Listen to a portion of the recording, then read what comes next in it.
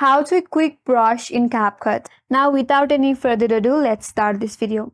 First of all, launch the CapCut application in your mobile device.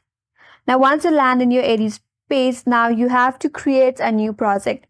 For that, tap on this button that says new project. Now you have to select a background image. For that, select any image or video from your gallery. Once you have that, tap on add. After you add a picture in your CapCut, now again tap on this overlay option that you will find at the bottom of this interface from that menu bar. Then tap on add overlay. Now you can either add a video or photo to the overlay. So select a photo that you would like to add, then tap on add.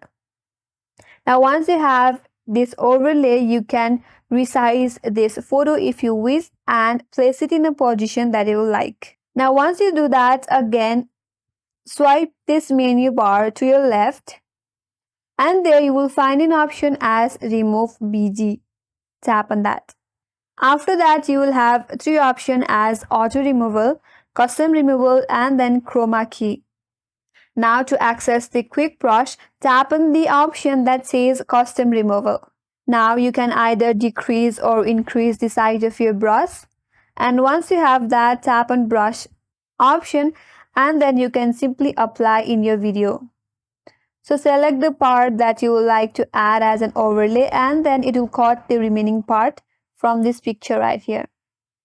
So as I'm doing here, you can do the same with your picture or your video.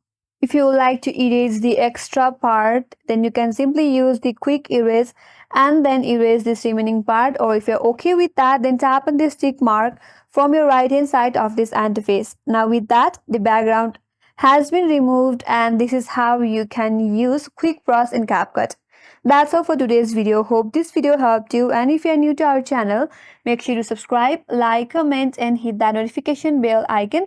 Thanks for watching and I will see you on next video.